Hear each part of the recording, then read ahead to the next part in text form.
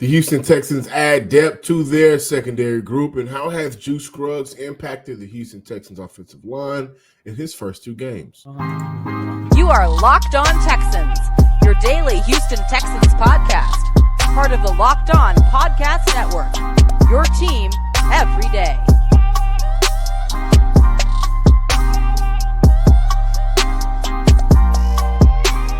Welcome,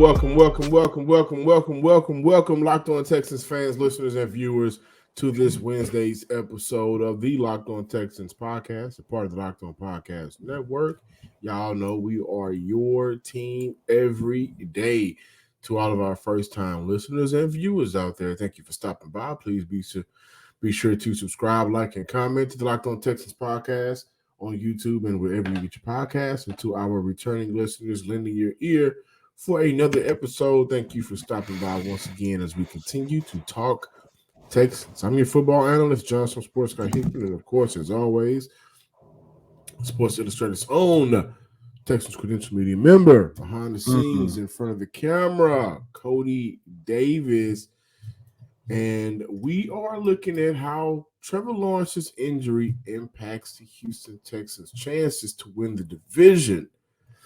Also, Juice Scruggs' impact in his first two games for this team, and the Houston Texans adding Adrian Amos. Today's episode is brought to you by none other than Game Time. Download the Game Time app, create an account, use promo code LOCKEDONNFL for $20 off your first purchase. Last minute tickets, lowest price guaranteed. Game Time. So, Cody, as we're looking at the Houston Texans, adding depth to their secondary by signing Adrian Amos, a safety who, by the way, played with the Jets this season. They take on the Jets Sunday. I don't know if this was like some type of military tactic about Nick Caserio getting help from behind the enemy's line. I don't know. Like the insider, how can we take on an offense that's already stinky, right? But I thought it was a good signing. What are your thoughts and takeaways from signing Adrian Amos to the secondary? Well, your theory might be right, because as soon as I saw that he played for the Jets, I instantly went back to about 2 weeks ago when the Rockets had beat the Denver Nuggets. Jeff Green was calling out all their plays in the fourth quarter, and they actually won that game. So as soon as I saw that Adrian was a former New York Jets who played with them, John, to your point, as early as this year, that was the first thing I thought about. However, John, I think this signing is a way that showcase that the Houston Texans are going to do everything that they can, that they see an opportunity to make the playoffs. Why is that important? Because when you take a look at their next 5 games, the Jets, the Titans twice, the Cleveland Browns, and the Indianapolis Colts, all 4 of those teams do not have the best quarterbacks. I mean, as of right now, if you ask me, I think the best quarterback that they might face out of these last 5 games might be Gardner Minshew, depending on how you feel about Will Levis, but it's going to be one or the other. However, throughout these next 5 games, it's going to be very important for the Houston Texans to do everything that they can to stop the run, because we all know, especially down here in the city of Houston, when you have a situation where your quarterback is not at its best, or you rolling with a backup quarterback, and in the New York Jets case, you rolling with the 3rd string, possibly a 4th string quarterback, you're going to rely heavy upon the run. And even though their quarterback situations might not be the best, here are the running backs that the Texans will face over the next 5 weeks. Breece Hall, you got Derrick Henry twice, Jerome Ford and Kareem Hunt has elevated the Cleveland Browns offense due to their ability to run the football. And then you close out the season with the possibility of playing against Jonathan Taylor. And I'm pretty sure Taylor will be back at least by the game against the Houston Texans due to his respective injury, because Indianapolis is in that fight for a wild card spot as well. So I look at this from a situation where they also have Zach Moss in Indy too. And he's been doing a very good job filling in for Jonathan Taylor this year. And I think he actually gave the Texans problem in week 2, if I'm not mistaken. Yeah. But so I'm glad that you brought that up. So you're looking at a situation where, yes, the Houston Texans have made improvements at stopping the run this year. However, I find it very ironic that they went out and got a guy in Adrian who his best attribute is his run defense. You go out there and sign the guy because you know what you're going to have to do over the next 5 weeks in order to make the playoffs. Plus, this also comes off the heels to where when you take a look at the only negative to the Texans defense on 30 carries, the Denver Broncos did have an opportunity to rush for 118. Coach DeMeco Ryans kept saying Sunday afternoon and Monday afternoon that they have to find some type of way to clean up some of the things that he did not like. And I'm pretty sure he didn't like the fact that the Texans gave up over 100 yards on the ground. I know 118 might not sound like a lot, but you are talking about a guy in DeMeco Ryans who has changed up this defense so far. Yeah, I don't know if 118 on 30 carries is what led to Houston bringing in Adrian Amos. I honestly think they just were looking for somebody that can add some more versatility and maybe playing around the line of scrimmage, but more so back deep coverage to this secondary. And by the way, I made the joke about how they can take on Zach Wilson. He may bring him in and say, "Well, hey man, listen, I know you spent a few games in New York this year. What's some of the bad tendencies of Sauce Gardner, the former 2022 number 5 overall picked 2 spots later from Derek Stingley, who's having a better year this year? Just want to throw it out there. How can we attack him? Just let us know a little tidbit. But I think for Houston right now, they are allowing 245 yards in the air, passing yards allowed at the bottom half of the league. They're one of the better run-stopping teams in the NFL. I think this was a move to help aid that passing defense, right? They haven't been able to really. I mean, Baker Mayfield came in and threw for a lot of yards. Your boy in Atlanta do that from time to time. Well, yeah, he will. But your boy in Atlanta, Desmond Ridder, he threw for 300 yards. The last drive against Carolina, Bryce Young, he was out there willing and dealing, right? I think this is an opportunity for them to just add to the secondary to get some presence and help stopping the pass. I like the signing. And I also think in the coming weeks, as we assume, right, and I think this is a good presumption, they're going to be a playoff team. In the coming weeks, with the up and down season Jalen Petrie has had, we can call it a sophomore slump, especially in terms of being able to stop the pass. Right, last year he had 5 interceptions. This year, I think it's been a little bit more difficult for him. And also, I think with the uncertainty of Jimmy Ward has missed a handful of games. I think this was a signing for Houston to have some insurance, right? If they're both out on the field, great. Maybe we can do certain packages and we're bringing in Adrian Amos in certain third down and second down situations to help us kind of, get creative with coverages.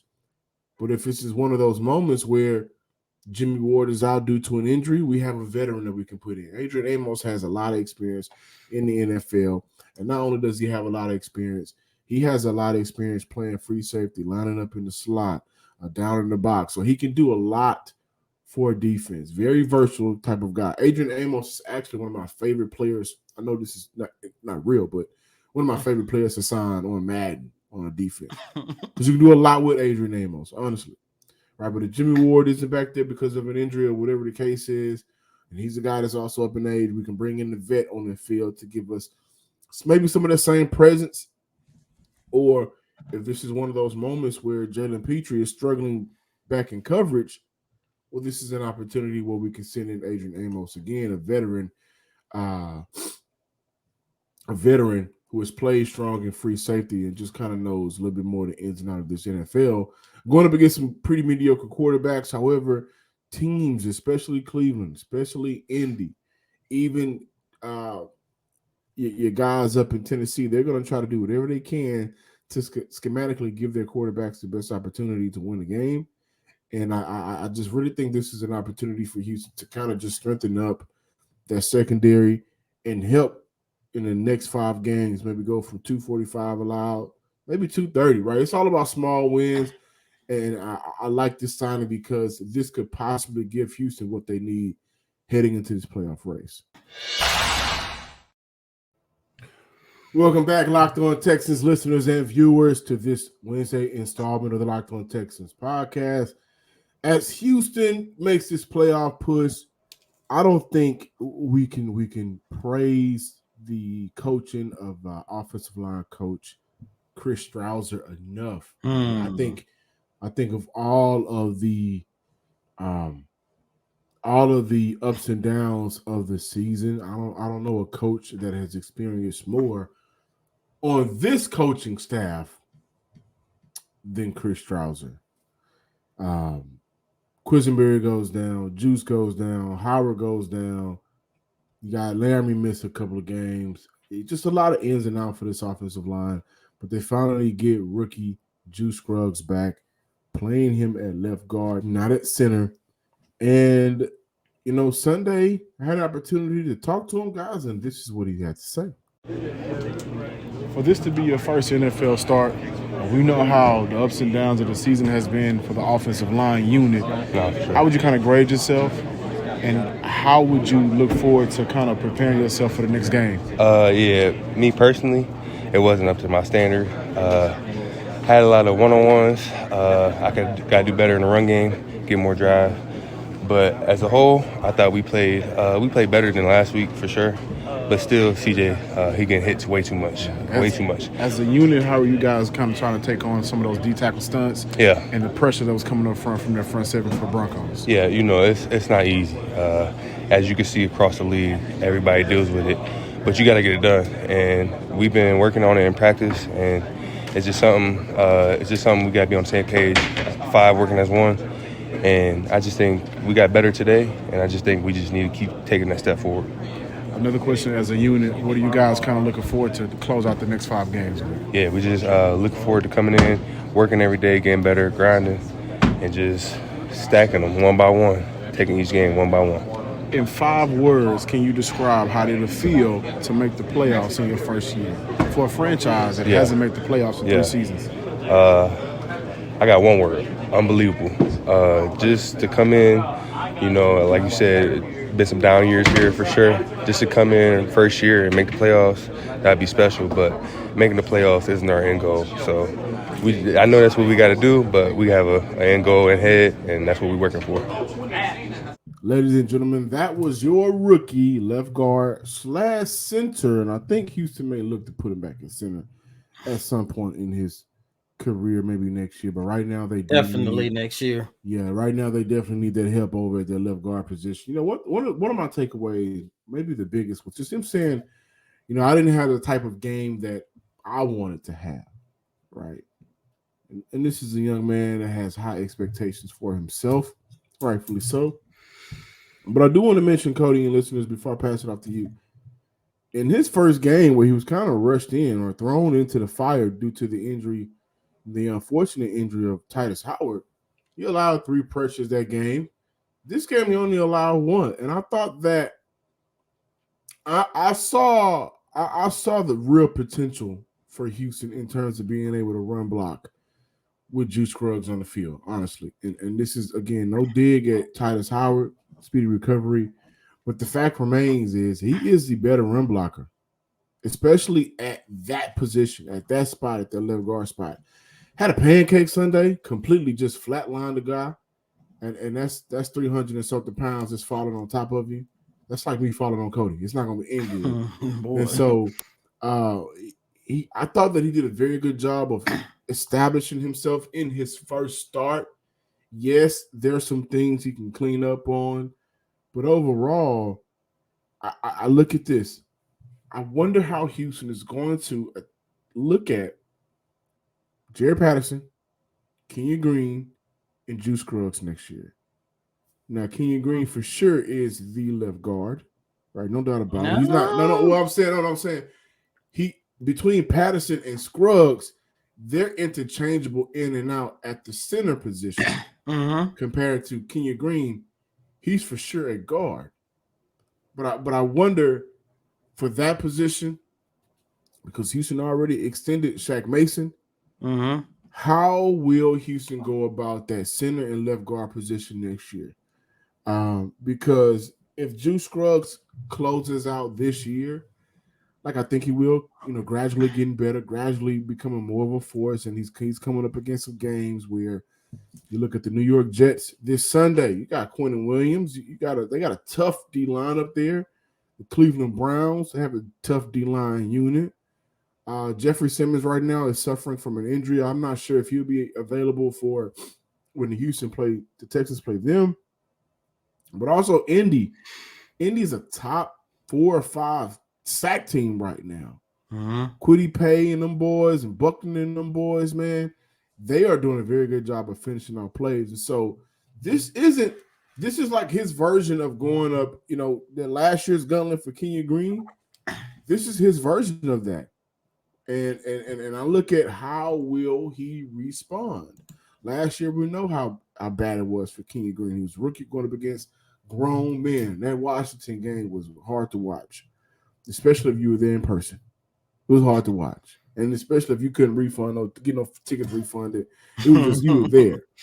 But for Juice, man, I think that when this 5-game stretch is over, we're going to really see what type of player he is.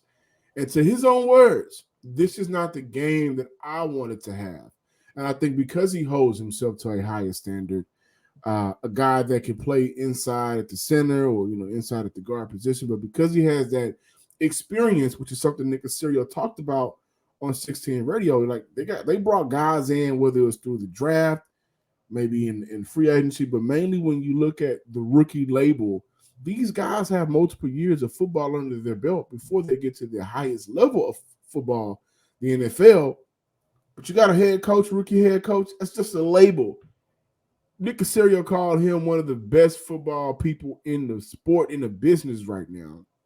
C.J. Stroud, years of football experience. So when I look at Juice, he's a guy that has years of football experience in and out. I think it was a 4-year player, 3-year starter at Penn State. He got the football experience, and I'm curious to see, interested to see how he closes out this year, because if he closes out this year on a playoff team, making a playoff push, and he's impactful, giving this team an opportunity to protect C.J. Stroud or boost the run game, next offseason is going to be very difficult for Houston. They also got Kendrick Green, right? Dater, who they could look to bring back, who's been playing fairly good for Houston. That center and left guard spot has about 5 players that's going to be interested to see how Houston handles that, and Juice could possibly come out on top as a starter moving forward. If Juice comes out on top as a starter, which I really do believe he will, I think it's got to be at left guard, man, because before he went down with that season-ending ankle injury, Jared Patterson was playing some damn good football, to the point I started thinking whenever Juice comes back, just put him back at left guard and you put Titus Howard back at right tackle. But John, to your point, it's going to be very interesting. The first couple of days of the off-season workout programs, where we have an opportunity to see what they're thinking when we start to see whatever combination, and that's just the guys that they have now. And without a shadow of a doubt, in next year's draft, they're going to draft an offensive lineman, and I would not be surprised if that offensive lineman is a guard. Now, of course, if they draft a guard, that's going to give him opportunity to take some time to develop on the NFL level, because I'm pretty sure they're not going to use one of their higher draft picks. And I know this is a conversation more for the offseason, but you made a very good point, because outside of Kenyon Green, and look, whatever's going on with Green, man, I just hope whenever he comes back, he has, everything right from a mental standpoint, from his body standpoint, where he can stay healthy and stuff. But I don't see him coming in and being the automatic starter like he was this season, only because Kendrick Green, in the 2 games that he played, he was changing his career. You had Juice Scruggs, he's doing his thing at left guard, and now, like I mentioned, Jared Patterson was playing some really good football before he went down. So I think those 3 guys within itself is going to be very interesting. The next thing I want to point out, to your point about Juice being a better run blocker than Titus Howard, that's understandable, because throughout 4 or 5 years we've been watching Titus Howard, run blocking has never been Howard's best attribute. And he even put more so on blast this year because he was playing out of position. However, John, I think in order for the Houston Texans to get the full strength of utilizing Juice Scruggs as a run blocker, they have to go back to Devin Singletary as RB1 and utilize him a lot more. They have to, because look, just go back and take a look at the film and look at how good Juice Scruggs has been in run blocking. This team has only recorded 90 yards on the ground since DP came back. That's no shot at DP. However, in the last 2 games before DP came back, when Devin Singletary had that breakout game, rushing for over 300 yards in 2 games, and the Houston Texans were averaging somewhere in the ballpark of 115 to 120 on the ground. Titus Howard was at left guard, and he was doing his best at run blocking. So I'm just looking at that from a standpoint. Yeah. If you are able to have success in a rushing attack with, let's say, at best, an average run blocker, it would be in your best interest to utilize, to try to replicate that same rushing scheme, but this time with Juice Scruggs, who is definitely a better run blocker. So that's just the way I feel about this. But shout out to Juice Scruggs, man. He has definitely exceeded my expectations. I thought without a shadow of a doubt, him missing majority of the season was going to set him back some. But however, I'm liking what I'm seeing from him, and I think that young man has a bright future. And whenever this offensive line gets 100% healthy, I think it's going to be one of the best offensive lines in the league. They just got to get healthy, man. They just got to get healthy. And to Juice's credit, man, slow down. That was your first NFL start. That was your second NFL game, and you did great, man. I really do think this young man, he was one of the, like how we have keys to victory. He was one of the, at the beginning of the season, he was a key point for this. Before he went down, everybody was excited about Juice Scruggs. And if you had the opportunity to see him in training camp and before the injury, there was a real reason why. I do think with him not starting off this year, and then Houston having to, kind of put in Titus Howard because of how George Fant had been playing, I do think that hinders Houston run game. So Juice is going to be good in his career. I think he's going to have a hell of a career. Game 3 Sunday, start 2 Sunday. I think he'll be much better. But the Jets, 6 sacks from Quentin Jefferson, and we all know how good Quentin Williams is. So that's going to be a very tough matchup. As the weather gets colder, baby, it's cold outside. The NFL offers stay hotter on FanDuel. Right now, new customers get $150 in bonus bets with any winning $5 bet money line. Any money line $5 bet. That's $150 if your team wins. If you've been thinking about joining FanDuel, guys, right now, there's no better time to get in on the action. Outside of the NFL, you got the NBA popping, right? You got college popping right now. The app is super easy to use, and there's a wide range of betting options, including spreads, player props, over-unders, and more. So visit FanDuel.com/locked-on and kick off the NFL season while they make the playoff push. Come on now. It's getting hot right now. FanDuel is the official partner of the NFL. Welcome back in, ladies and gentlemen, to this Wednesday installment of Locked On Texans. You guys know the drill by now. We are entering week 14. Today is Wednesday, which means this is going to be the first opportunity for us to see which players are going to be back from injury, which players may not be practicing. And of course, as you guys know, Laramie Tunsil is not going to be practicing on Wednesday, but don't freak out. Load management for him. But however, I think the biggest who's in and who's out is definitely going to take place in Jacksonville because, boys, Monday night's game against Cincinnati, which was a very fun game, by the way, up until Trevor Lawrence's injury. Unfortunate injury. Hey, man, why are y'all celebrating? Let's stop I want the Texans to win the division, right? And even with the Lawrence's injury, I want them to win the division. But I'm not championing the injury. Let's not do that. Like we know, Texans just had an injury Sunday. Let's not champion injuries. Let's just say, damn, excuse my language. Let's just say it sucks that he's out. We press for him. This does increase his Houston chances. That's the reality of it. Mm-hmm. Let's not go around champion injuries. I'm sorry to cut you off. I do not like that. No, you good, and I'm glad that you did. However, as of right now, the Jacksonville Jaguars did say that Trevor Lawrence sustained a severe ankle sprain, which is very fortunate given how bad that tackle looked and given how bad it was with him, trying to walk off the fild. But at the same time, where was their cart? I don't know in the stadium.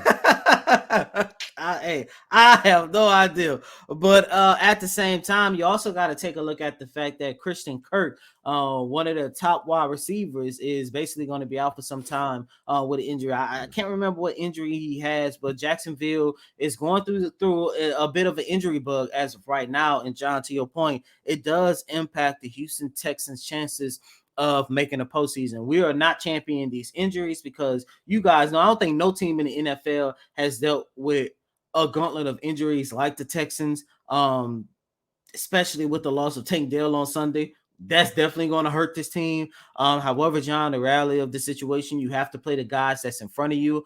You're going to have to compete with the guys that's around you. And Jacksonville, they are a little bit banged up right now. So when you look at the Texans playoff push, you take a look at the team that's currently leading the division, and I think Trevor Lawrence is definitely going to come back some point before the season is over with. And I still think Jacksonville is in the position to make the playoffs. The Texans, their last 4 opponents over the last 5 games, you got Tennessee twice. None of those teams, have the best quarterback situations, and their offense has been up and down throughout this whole entire season. So, I just want to look at this. It's the unfortunate part of the Texans going through their postseason run, but it will have a big impact.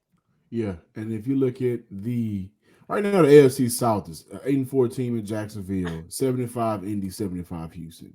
7-5 Houston. Wow. Yeah, that's crazy, right? But right now, the Jags close out the year. Cleveland, Baltimore, the Bucks, the Panthers, and the Titans.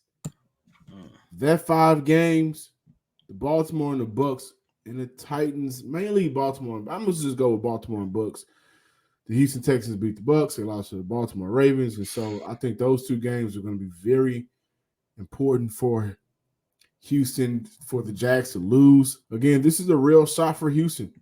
Tough division right now simply because there's no team that has separated themselves from one another for real. And I think that Trevor Lawrence's injury, they got CJ Beathard. If I'm mispronouncing his name, please forgive me. He's the backup quarterback. I think they'll look to bring in another quarterback, maybe sign one soon. The next couple of games for Jacksonville will be tough, considering this isn't the best running team in the NFL. They were leaning a lot on Trevor Lawrence and their connection with Christian Kirk. So both of those guys are out. And moving forward, you just wonder how they're going to be able to sustain success without 2 of their top players on the offensive side of the ball. But speedy recovery to Trevor Lawrence. And I'm interested to see how Jacksonville pulls it out. Thank you guys for listening to this Wednesday episode of the Locked On Texans podcast. Be sure to subscribe, like, and comment on the YouTube, wherever you get your podcast. Follow me on Twitter /X at John_Hickman12. Download the Bleacher Report app. Find me on there under John Hickman. Let's talk Texans, baby. And as always, I'm your host, Cody M. Davis. Please remember to follow me on Twitter at Cody Davis _24. Once again, it's Cody COTYDAVIS _24. Until next time, ladies and gentlemen, peace.